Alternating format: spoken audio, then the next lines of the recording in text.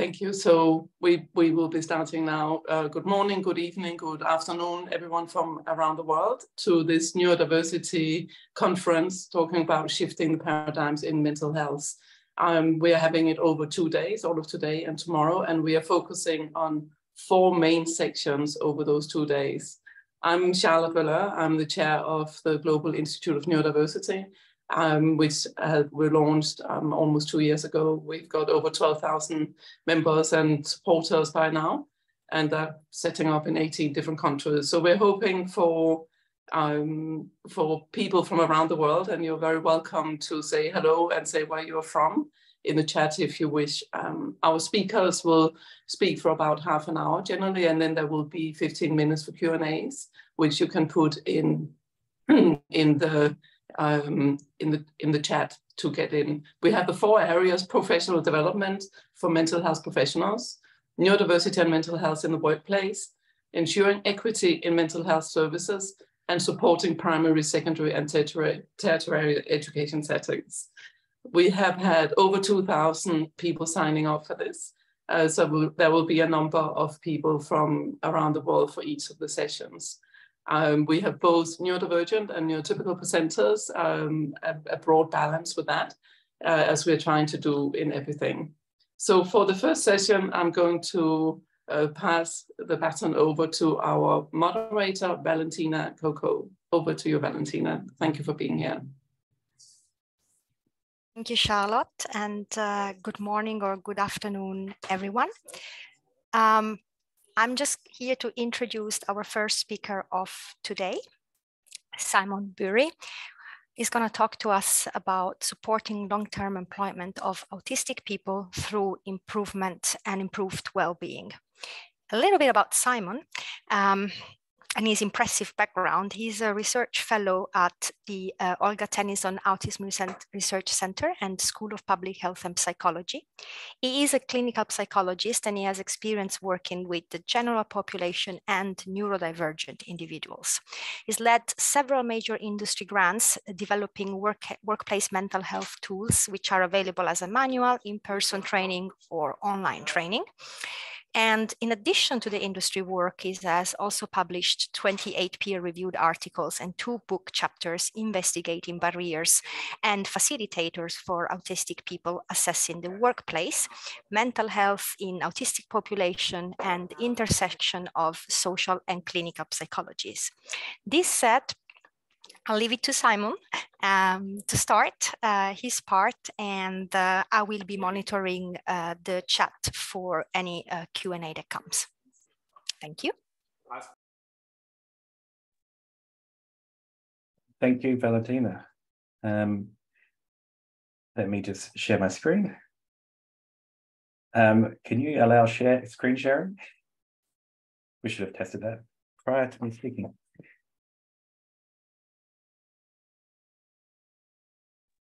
Do you want to try it now there, Simon? Yeah, we're all good. Now can I? There we go. Can you see my slides? Yep. Fantastic, thank you. Okay, so I'm Simon. I'm from Melbourne, Australia. It's been a typical Melbourne day, raining and cold, and it's early evening. I'm going to be talking about promoting long-term employment of autistic people through improved well-being. Excuse me.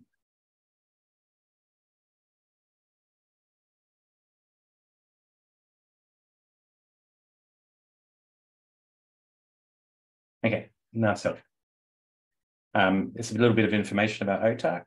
We're the first dedicated autism research centre in Australia. Thanks largely to the generosity of Olga Tennyson. So a bit of overview today, and I'll whip through it pretty quickly, is more mental health and autism more broadly. I'm going to talk a bit about understanding mental health in vocational situations using the job demand resource model, and a bit of an introduction to our addition to this, which is the job demand resources model for autism. Present a very quick case study, talk about some current workplace mental health initiatives and why they may not be ideal for supporting autistic people, and then talk about a new resource from our side of things. This is largely, a lot of this content is in our book chapter, which is referenced there on the right. So I just want to quickly set the scene of why understanding supports for the workplace is important for autistic people. In Australia, the employment rate for adults on the autism spectrum is 27.3%. It's significantly lower than adults with no disability and other disability groups. It's important to note that employment with the Australian Bureau of Statistics is 1 hour per week. And we see similar employment rates worldwide. And when autistic people are employed, they're generally underemployed, so working fewer hours and in positions that are below their qualifications, that do not match their skill set, and generally at a lower pay rate often as well. So anything to support autism employment will help. So what I'm focusing on this talk is supporting mental health in the workplace. So typically we know that autistic people experience higher rates of co-occurring mental health challenges, such as depression, anxiety, sleep disorders, suicide, generally across the board.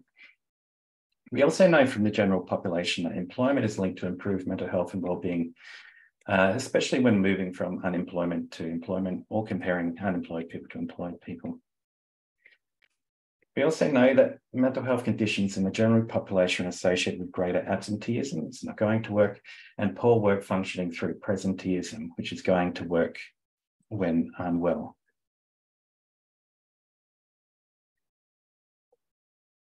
However, there's limited research that has examined employment-related health benefits or costs for autistic people.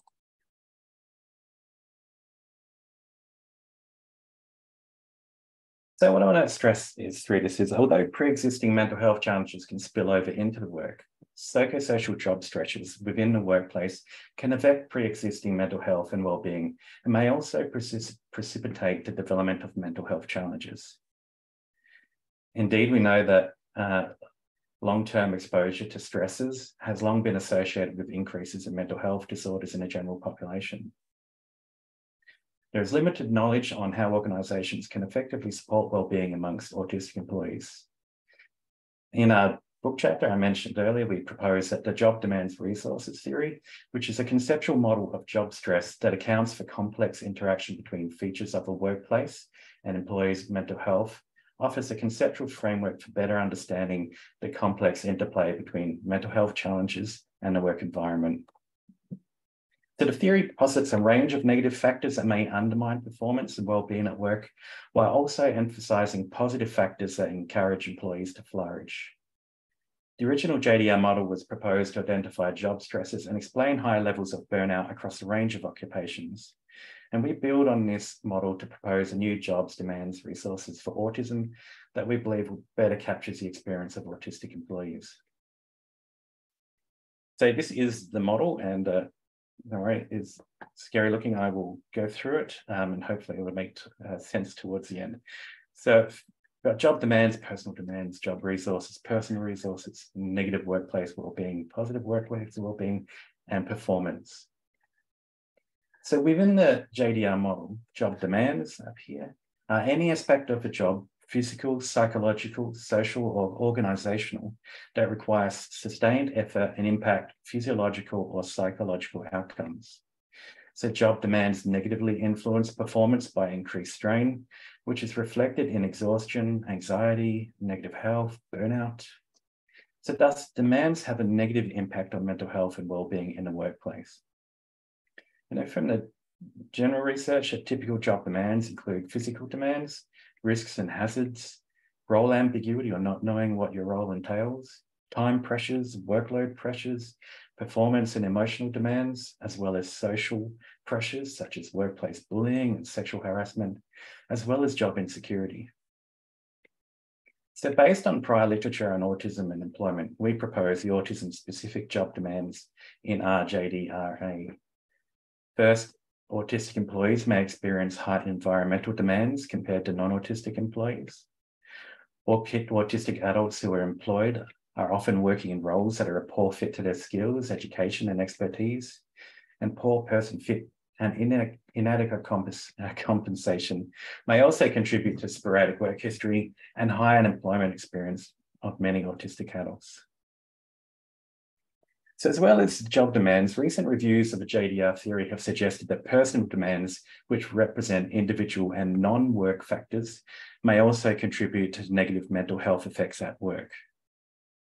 In our model, personal demands can reflect autism traits or the co-occurring mental health conditions we discussed earlier, as well as a range of other non-work factors that may influence employment stress, such as family commitments, having children. For an example is for a preference of sameness or difficulties with executive function, which are commonly occurring with autistic adults. This could present as difficulties with common job demands, such as planning and managing workloads. Alternatively, many autistic adults experience sensory hypersensitivity. Thus, the physical work environment, such as open plan office spaces, bright lighting, that are often cited as job demands, may impose a significant job demands for autistic people. And we also know from research from Susan Hayward at AUTIC that job demands may also be more challenging for autistic employees. So certain features of employment, such as social interaction, sensory environment, task allocation, may be more challenging and have greater impact as job demands for autistic employees and their non-autistic peers.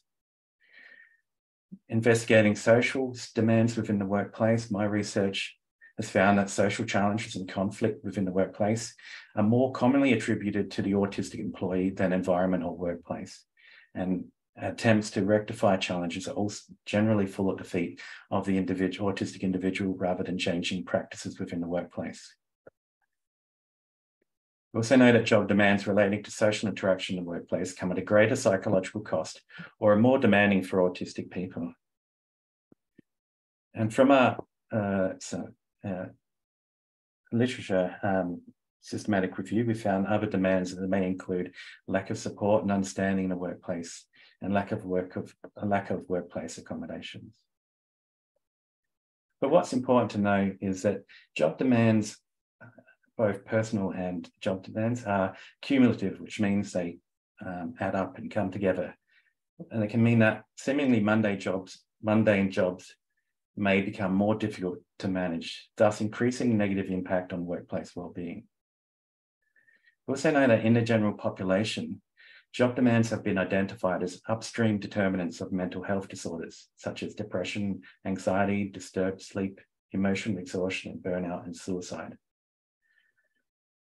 Job demands have also been associated with increased maladaptive behaviours, often to help manage stresses such as increased smoking or alcohol consumption, poor physical health such as coronary heart disease, or disrupted immune responses, and even death, such as from cardiovascular mortality.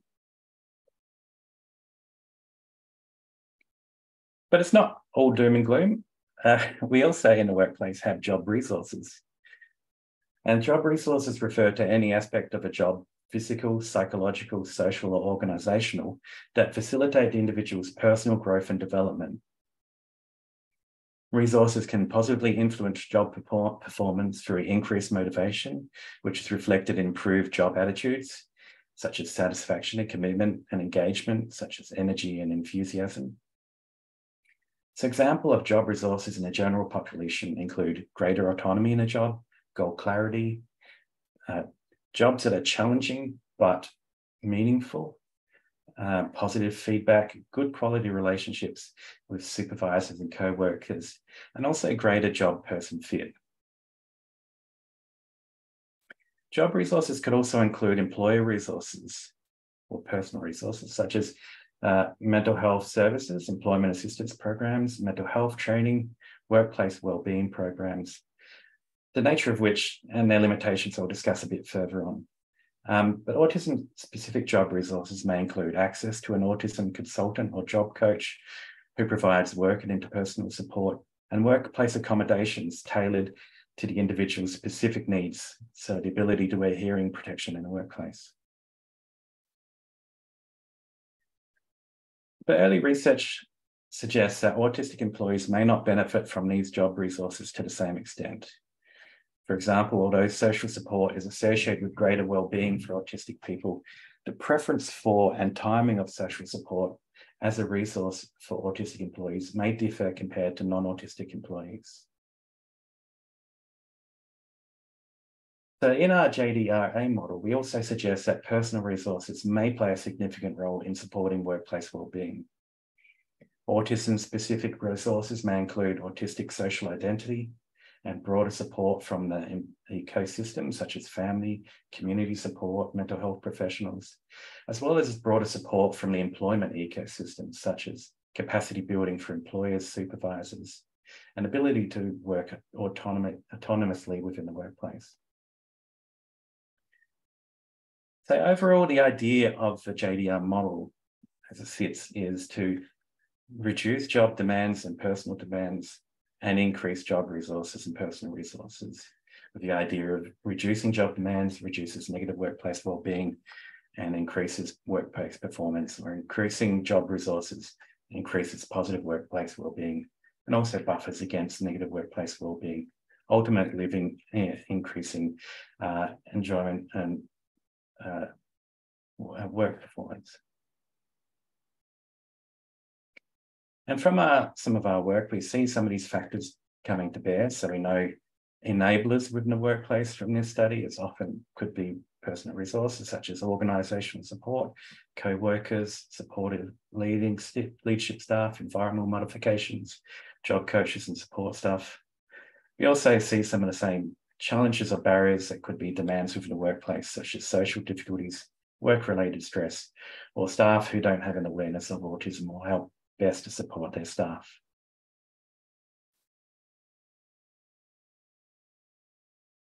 So although not framed in terms of demands and resources, some autism-specific employment support programs have relatively effectively countered some of the negative impacts of the environment on autism or some of the autism-specific demands. For example, autism employment programs that reduce emphasis on interviews for recruitment or reduce emphasis on prior work experience, or the ability to use job coaches to increase person-job fit. And similarly, some programs increase job resources by providing these job coaches throughout employment and educating the supervisors in autism to have better informed support network. One of these programs that we've been working with is the DXC Dandelion program. And this program does a lot to address autism-specific challenges that have alternate recruitment processes that has a paid 2-week recruitment process. And once I'm employed, there's a job support coach and staff training within the organisation and employees' work, as well as training for the individual to build their skills in self-advocacy. And throughout this program, there's generally a high rate of success, so high rate of retention, people working 3 to 3 years of the program, or going on to competitive employment early from that program. The people, when they go into this program, often report in qualitative research factors that improve a sense of well-being, such as sense of self-confidence, greater social connection, or greater financial benefits of being employed. However, in our longitudinal research with employees within this program, we didn't see the changes in mental health and well-being you would expect for individuals starting work. And staff within the program have highlighted that mental health challenges, such as anxiety, depression, or sleep disorders, present complex factors affecting the sustainability of the program and thus the sustainability of autistic employment. But more importantly, in discussion with staff within the program, we found that staff identified that tools and training to support mental health for autistic employees was unavailable. So I want to quickly talk about what is currently available in terms of workplace support. So we know in the general population, workplace mental health and wellbeing supports focus on 3 specific levels, such as primary levels, such as promotion of good health and targeting the cause of illness. Secondary level, the changing on how people respond to or perceive illness, and the tertiary level, or to treat and compensate and rehabilitate after illness. And interventions tend to be individual, organisational, or where the individual interacts with the organisation. And we know from research that bespoke mental health policies and initiatives within organisations have had some success at reducing absenteeism and turnover. But there are also more broad formal forms of mental health support that people can use within the workplace. So one of these is the employment assistance programs. Employees assistance programs are employee-sponsored programs designed to help employees identify and resolve acute personal behavioural issues that may actually or potentially impact their work performance. Many of the EAPs use short-term counselling to address a specific stressor or situation, with more comprehensive and integrated programs provided to broader support, training and resources for both teams and managers, with some of the EAPs actively involved in health promotion activities. We know that based on a relatively recent systematic review that users of EAP did experience an improvement in overall functioning and a decrease in presenteeism. So despite the widespread availability in workplaces, autistic employees may find limited value in EAPs. Autistic people report difficulties accessing general and allied health professionals who are willing to and skilled and knowledgeable in autism, just in the general population. And this knowledge and experience gap is likely extends to EAP counsellors, whose opportunities for ongoing professional development related to autism is highly limited. Further, given the limited number of sessions provided by most EAPs, and on average it's around 4 to 5, the inherent challenges in building rapport or building trust with counsellors, autistic people often experience that the service may struggle to adequately meet the needs of autistic people. So another one of the established supports for mental health within a workplace is mental health first aid. So mental health first aid was developed in 2000 in Australia to address public understanding of mental health, and has since been adopted in at least 21 countries, with several international evaluative studies. It follows a sort of physical first aid model whereby members of the public are trained to provide initial support to someone developing a mental health issue or experiencing mental health crisis until appropriate professional help is available. So standard mental health first aid training and guidelines are regularly revised based on current mental health research. And the training covers common mental health issues such as depression and anxiety disorders. So it was originally developed for intervention in the general public, but it's increasingly been used as a workplace intervention. It's been identified as an effective and evidence-based intervention for reducing stigma or mental illness in the workplace. However, like EAPs, autistic employees may find access to mental health first aid less beneficial compared to non-autistic employees. Mental health first aid training does not cover autism specifically, and individuals who have received this training may not recognise how common mental health disorders such as depression and anxiety may present differently in autistic people. Moreover, even when trained officers and other trained staff are readily identifiable, engagement with those individuals likely depend on the quality of the relationship and trust that other employees have with this person. Mindful of time, so let's move on.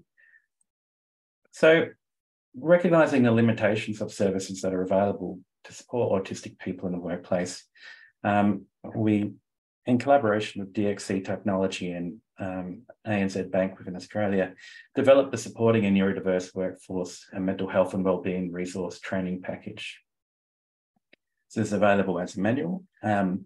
It was developed with support by autistic advisors and neurodiverse authors. It included engagement with key stakeholders such as autistic employees, managers, supervisors, support workers, mental health professionals. It was designed to be used within workplaces or to have strategies and resources that are evidence-based and can be applied within the workplace. And has targeted information and strategies for autistic employees, supervisors, and colleagues and workers. And since its development, we've developed it further with support from Untapped Holdings, and the course is now available for training within organisations provided by staff from Untapped. And they're also available online as an online training. Now, let's see if I can do this. So hopefully you're seeing the online training. So this is what it looks like. You get an introduction from this handsome fellow at the start. So the training covers what is well-being, what does it mean to be on the autism spectrum, and building from the job demand resources and identifying demands and reducing demands within the workplace. We have a dedicated module for creating autism-friendly work environments to try and reduce demands from the start.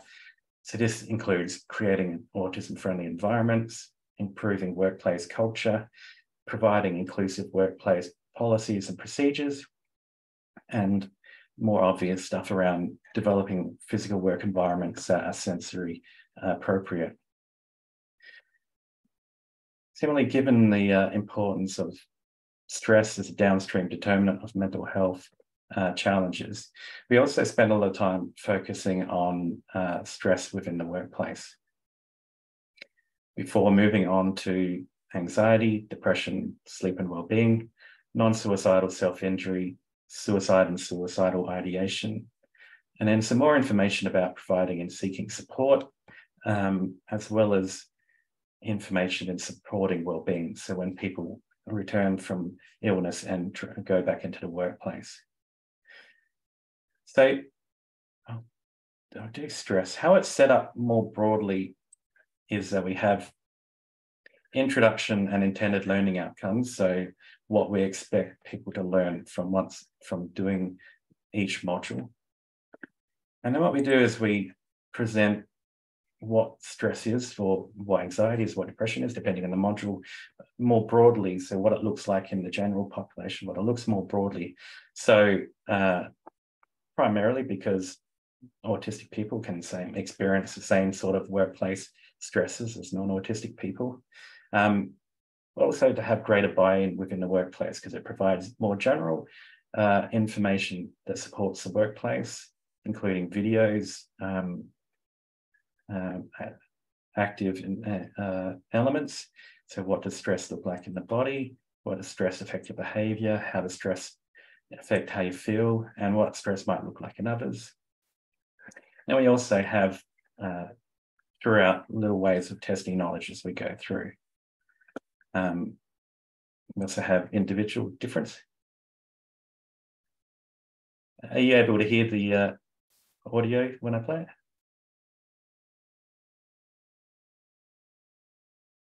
No, can't hear this. Can't hear this? Hang on. I'm gonna...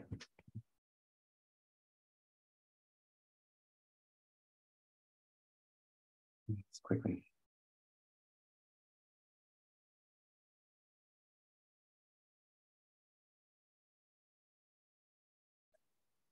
My apologies. You won't let me share sound. Oh well. Unfortunately, I can't share the sound. But we have videos throughout that discuss throughout that presents modules. We also have subtitles for each one, and also you can get a transcript for that specific module. So as I said, it generally does more general information about what stress is, what the impacts on the organisation, but then we also have specific information regarding stress and autism, or anxiety and autism, depending on the module that we're looking at. I was going to play one of these videos, but I'll leave it for now.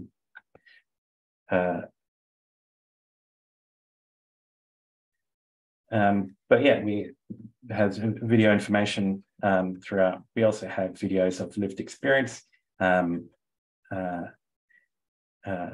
including autistic people telling about their experience of stress or anxiety within the workplace. My colleague, Dr. Susan Hayward, has been very kind in being involved. Additionally, within each module, we also have strategies. So again, we have general strategies that anyone can use within the workplace. So managing physical responses to stress, and these lead to evidence-based resources you can use. We also then have specific information for supervisors, managers, colleagues and mentors, employees on the autism spectrum. So autistic people can fit into each category, but the idea of supervisor is how to provide support to your staff. The idea of a colleague's one is how to provide support to your colleague. And if you're autistic, how can you look after your own mental health or manage your own stress within the workplace? So again, this leads to for this one, handouts that people can take and print out. They give step-by-step about how you can raise concerns about stress, how you can manage your language, how you can support people within the workplace, both for each of the stakeholders within the organisation. And so as well as that, throughout, we also have a large range of resources that can be utilised within the workplace.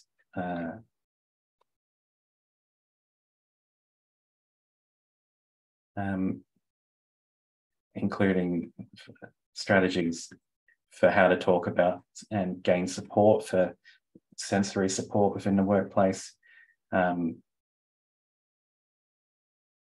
just one, how to identify factors that might cause sensory and how to seek adjustments or possible adjustments for that. So overall, that's the overall the training that we have available for autistic staff within the workplace. If you want any more information about this training, please visit for organisation training and the online course. You can find information about both at neurodiversityhub.org mental health, or by emailing mht at untapped/talent.com. If you want more information about the online course directly, then you can visit the course here at untapped.otarc.com.au, or email this email address or myself. And one more thing, I recognise that I'm running out of time, is we've recently been successful in receiving a large grant from the Australian Research Council, which is a linkage grant. And with that comes industry partner support from DXC Technology and Autism Spectrum Australia, or Aspect. And the idea of this grant is with testing and investigating the JDR model within workplaces, unfortunately only within Australia. And we're providing 2 workplace strategies to all participants. One is the mental health training, which the idea of this is to try and educate staff, both supervisors and employees themselves, about the demands and personal demands that may look at to reduce the effect of these demands on the individual within the workplace, or try and reduce demands. We also have a job crafting strategy, which is a structured interview that is aimed at working together with the employee and supervisor, or the supervisor and employee, starting a formal conversation, structured conversation about ways that they can improve and make use of the individual's skills to improve job fit. And so in that way, to make best use of the individual's job resources and personal resources to try and increase positive workplace wellbeing and reduce negative workplace wellbeing. So if you're in Australia and you are an employee and you want to think this might be good, you can talk to your employer and get in contact with Dr. Susan Hayward, who's now leading as a postdoc on that project. Or if you're an employer, also feel free to contact Susan Hayward. The great benefit of this is you get free mental health training and job crafting strategies for your employees. So in summary, co-occurring mental health challenges occurring with autism. What we really want to focus on in our work is reducing job demands and increasing resources so that autistic people have a greater chance at sustainable employment and employment that does not increase mental health challenges. We recognise that current strategies to support mental health in the workplace may be insufficient, and we have introduced in a shameless plug the Supporting a Neurodiverse Workforce package. Acknowledgement of funding, and all these fantastic people who have helped across the way, and thank you very much. Thank you, Simon. I'm gonna go and move to our Q&A part of the discussion. We have about 15 minutes. I'll read some of the questions that came through in the order that came through. Of course, if they were about where to find the link and so on, we have already answered in the general chat. So the first question talk about the impact of enforced working from home. And the experience of one of our participants is that they had to work from home during COVID, and it was decided that to get rid of the office, and they found the effect of the working from home to be really negative, as they don't feel any connection with work or colleagues, and made communication really difficult. And if anything goes wrong, they are at home and not at work. So home also does not feel like a safe place anymore.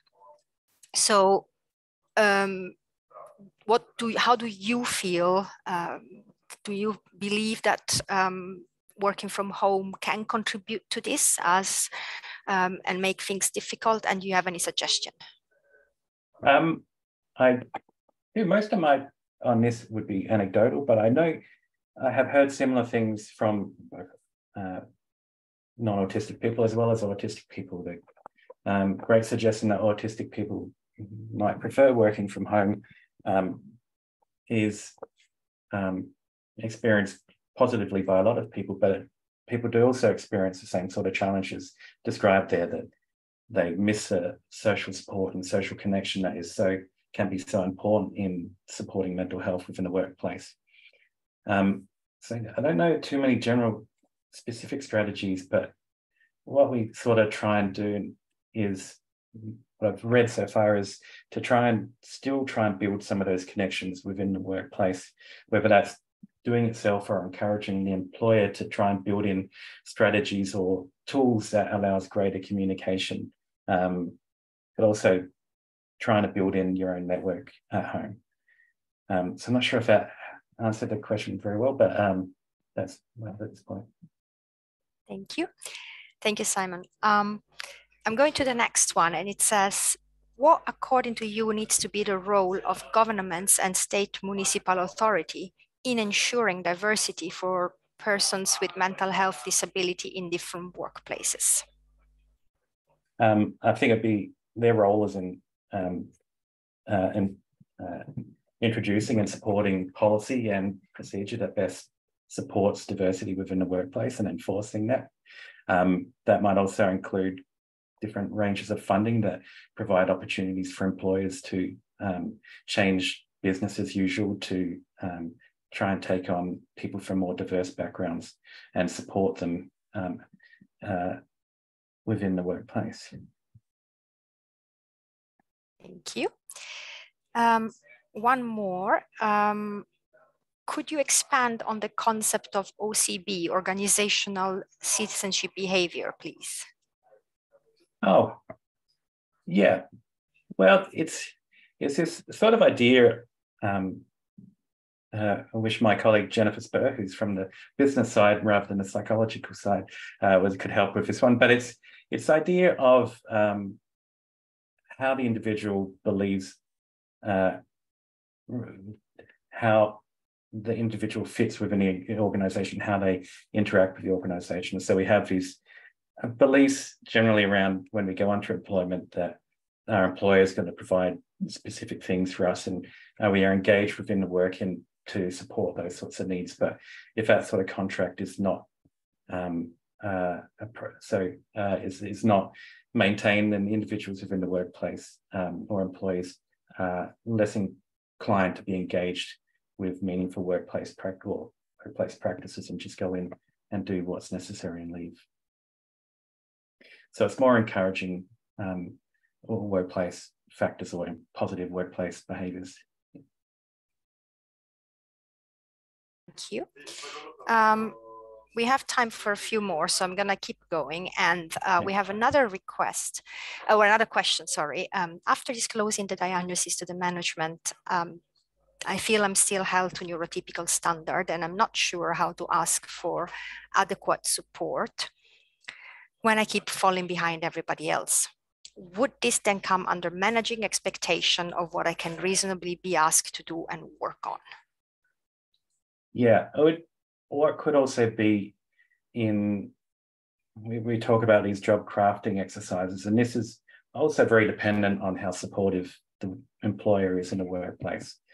But knowing when to ask for support and working with the employer to best make use of your skills. And that typically comes down to the nature of the employer and how willing they are to be flexible with their staff. But we generally do see staff who are more, employers who are more work to make best use of their employee skills or increase job person fit, get the most out of their staff. How do you start that conversation? We're introducing the job crafting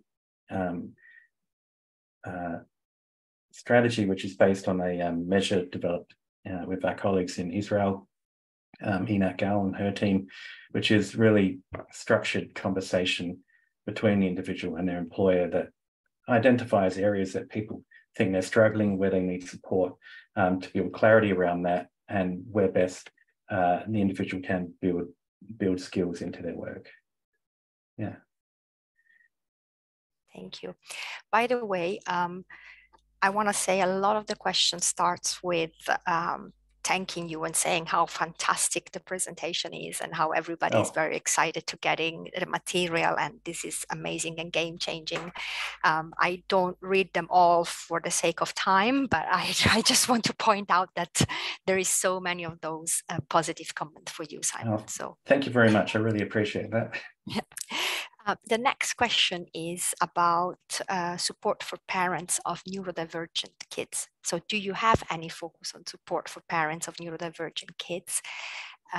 In this specific case, the person is autistic and the mom of 3 autistic children, and it at times can be, their care needs can be difficult, or it can be difficult to get the understanding from the management in terms of working from home, taking leave to care for their needs. Understanding how to be additional flexibility, and given the genetic nature of autism, I feel this is a big gap, and I also see that it leads to parents and often mothers being out of the job and leading to further social exclusion. I don't personally, generally, a lot of this just comes down to education, I think, of employees and building a capacity of employees and understanding what autism and how best to support autism. Got a PhD student, Kate Gore at OTAC, who's just released a really good paper specifically focusing on autistic mothers in the workplace. But yeah, I don't have any specific resources, no. Thank you. And I just want to say that Shmuel Yerushalimi, and I apologize if I mispronounce it, was the author, the person that asked the second question about the government impact. And I apologize, he did ask me to mention the name and not do it anonymously, and I had missed that in the list of questions. So just want to make sure that it's out there.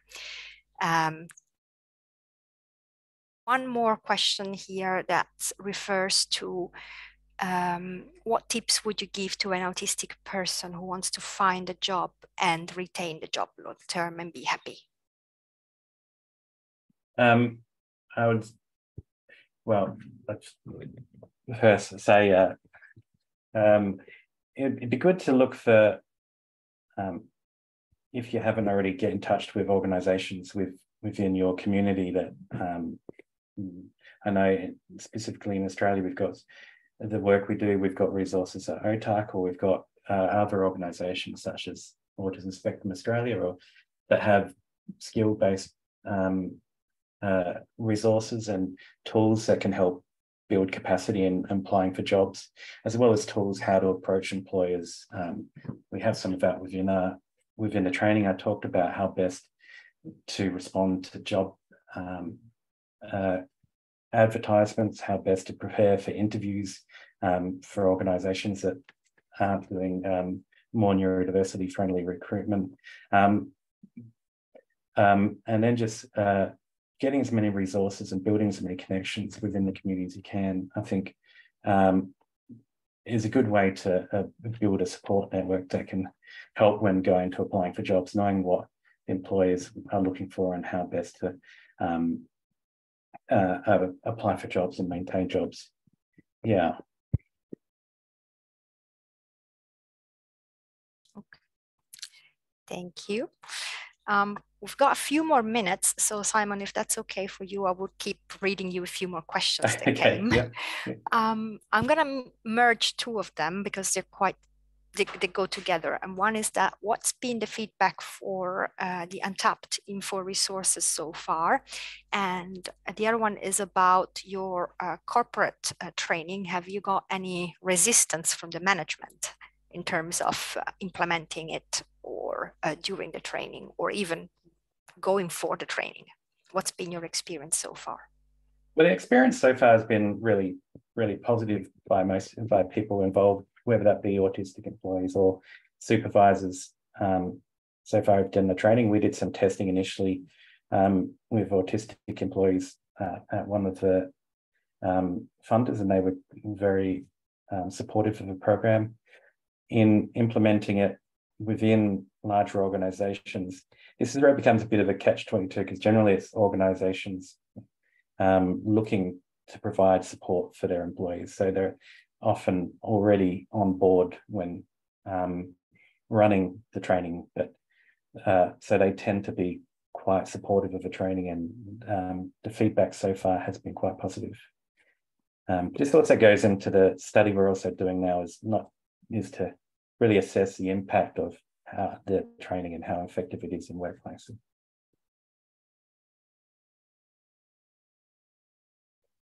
But certainly, yeah, getting buy-in from managers can be the first challenge